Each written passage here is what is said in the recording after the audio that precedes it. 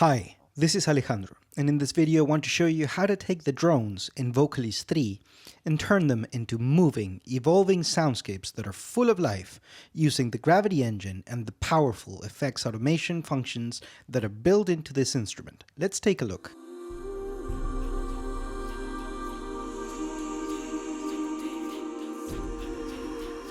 The drones category in Vocalise 3 contains sustained, bass and sub-bass soundscapes that were crafted from the raw recordings that went into this instrument to provide for a deep foundation to any musical cue. These sounds have been crafted with the highest of production standards and are ready to be used right out of the box or mangled with in the gravity engine. The first thing we're going to do is find the sound that we want for our cue. For this, I suggest moving the start time in the sample tab using Option-click on the start knob. This will get you right to where the drone is fully formed, making it easier to choose the right sounds.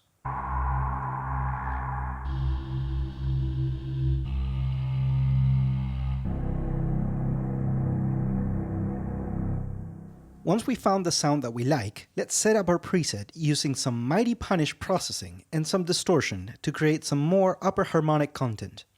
To add some swelling into the sound, I want to set up a filter from the EQ filter page by assigning the low pass and a cutoff of around 200 Hz, and we're going to set up the envelope modulation to control it. We'll set the sustain value all the way up and the attack and decay times all the way down so that we can set the maximum cutoff value using the envelope knob.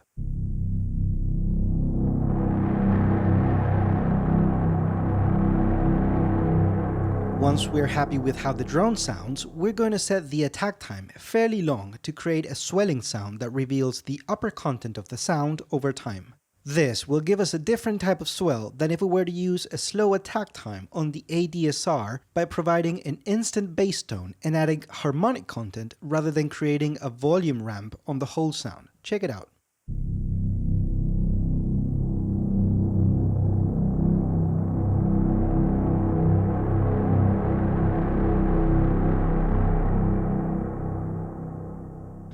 To create some movement in the sustained portion of the sound, let's add a low-pass filter using the trigger effects, which engages an additional filter in the gravity engine to control the evolution of the sound.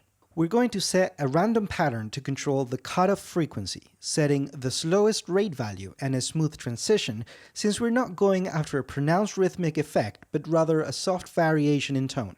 Try experimenting with the filter cutoff frequency, the resonance parameter, and the range of the sequencer modulation to season your filter sound to taste from soft and subtle to in-your-face and wild.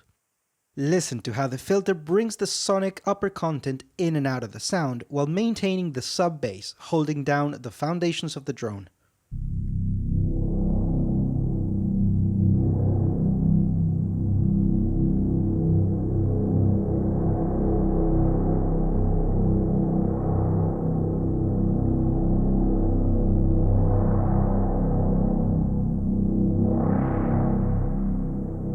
If we wanted to have more control over the filter modulation, we can assign the filter cutoff frequency in our trigger effects to our mod wheel by right-clicking on the cutoff knob and selecting Learn MIDI CC Automation. Make sure the sequencer is disabled so that the mod wheel is the one doing the modulation.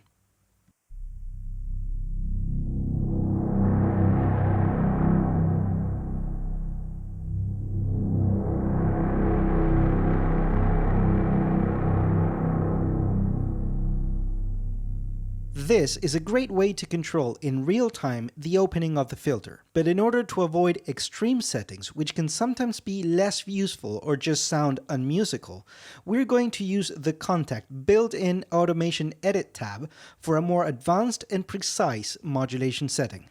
Clicking on Automation, MIDI Automation, and selecting CC1 on the list will show you all the parameters that your mod wheel is currently assigned to.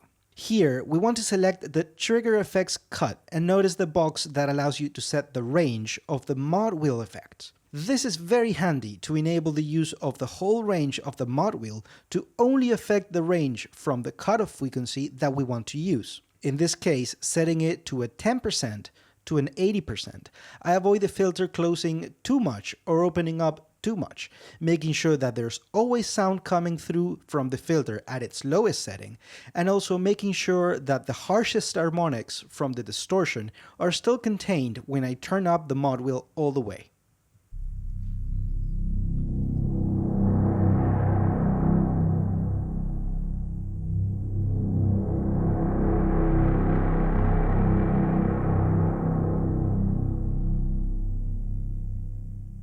Assigning the mod wheel or any media control to the parameters of an effect opens up the possibilities for more complex modulation settings.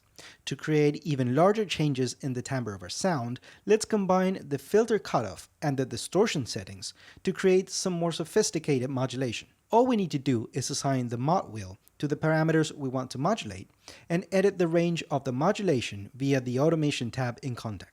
For this particular setting, I have the drive parameter set between 50 and 70% so that at the minimum value I still get some distortion, and on the maximum value I avoid some of the harsher settings. Setting the bright knob from 40 to 80% helps the distortion morph between a darker and a brighter sound. For the cutoff, I'll set between 10 and 60% to keep the harshness in check for the brighter settings. And a really cool trick for the resonance knob is to invert the values by setting the minimum value at 60% and the maximum value at 10%, so that when the sound gets brighter, I get less of the effect of the resonance. This is a very interesting effect that helps avoid the harshness of the resonance at brighter settings, but helps bring out some of the harmonics in the lower settings. Check it out.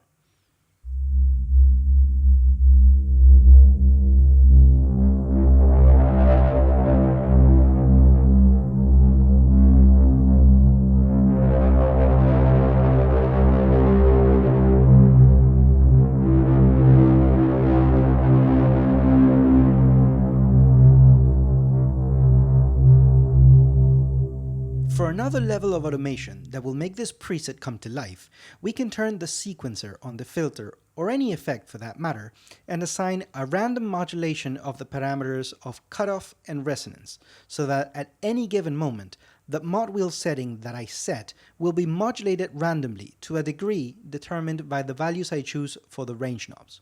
And remember, we're not going for a punctuated rhythmic effect here, so let's turn up the smooth knob so that the changes in the sequencer value don't sound too abrupt.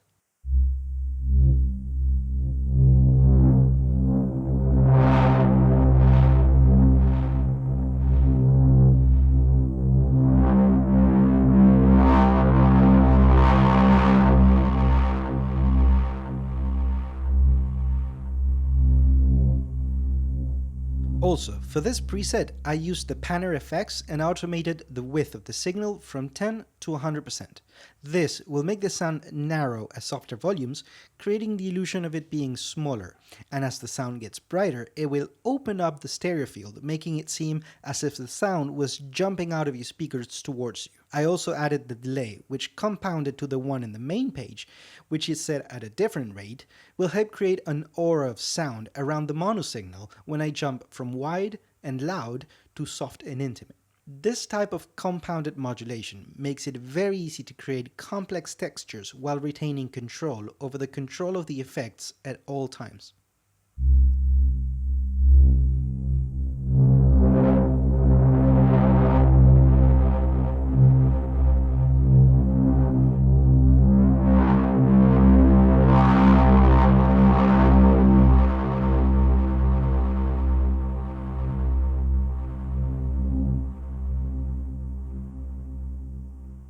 As you can see, this particular technique for controlling the modulation of the effects in the Gravity engine is really easy to compound and works really well to create very precise and inspiring presets. I encourage you to take the time to explore your own ideas by combining the different parameters and the ways in which you can modulate them. Hopefully this will spark some new thoughts in your creative process and take you to places where you wouldn't have thought of. Let us know in the comments if you enjoyed the contents of this video and give it a like and share. Also, don't forget to hit that subscribe button to stay up to date with our latest releases and video content. See you soon.